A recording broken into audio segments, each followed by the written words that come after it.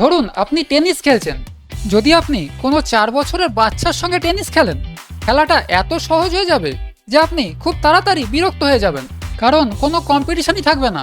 আবার যদি আপনি রজার ফেডারার বা সেরেনা উইলিয়ামসের মতো কোনো পেশাদার খেলোয়াড়ের সঙ্গে খেলেন, তাহলে খেলাটা এত কঠিন হয়ে যাবে যে আপনি হতাশ হয়ে পড়বেন, কারণ আপনি জানবেন যে জেতার কোনো সম্ভাবনাই নেই।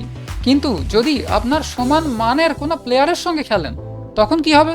কখনো আপনি পয়েন্ট জিতবেন, কখনো হারবেন। ম্যাচ জেতার একটা সুযোগ থাকবে, তবে সেটা সহজ হবে না, চেষ্টা করতে হবে। তখন আপনার মনোযোগ পুরোটাই খেলার মধ্যে থাকবে, বাইরের কোনো কিছু আপনার মনোসংযোগ নষ্ট করতে পারবে না। আর কোথা দিয়ে সময় কেটে যাবে আপনি বুঝতেই পারবেন না। এটাই হচ্ছে সফলতার গোপন সূত্র।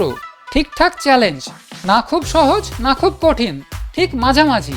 এই ধরনের চ্যালেঞ্জ যেখানে জেতা সম্ভব কিন্তু সহজ নয়, আমাদের ভেতর গভীরভাবে মোটিভেশন তৈরি করে। বিজ্ঞান বলছে মানুষ চ্যালেঞ্জ ভালোবাসে, কিন্তু শর্ত হচ্ছে সেই চ্যালেঞ্জ যেন এমন হয় যা আমাদের বর্তমান ক্ষমতার খুব কাছাকাছি থাকে। যদি কাজটা খুব সহজ হয় তাহলে সেটা বিরক্তিকর হয়ে যায়, আর কাজটা যদি খুব কঠিন হয় তাহলে আবার সেটা খুব হতাশাজনক হয়ে ওঠে। কিন্তু যদি কাজটা ঠিক মাঝামাঝি হয়, সামান্য কঠিন কিন্তু সম্ভব, তখন সেটা দারুণ মোটিভেশন তৈরি করে।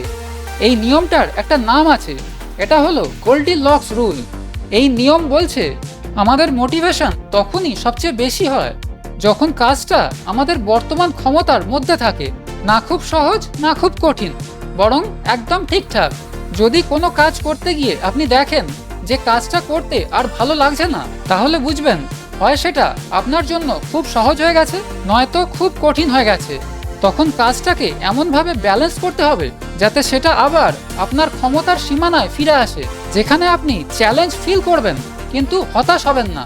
সাইকোলজিস্ট গিলবার্ট ব্রিম বলেছেন, আনন্দ পাওয়ার জন্য এমন কাজ করা দরকার যার কঠিনতা ঠিক আমাদের জন্য উপযুক্ত, না অতিরিক্ত সহজ না অতিরিক্ত কঠিন।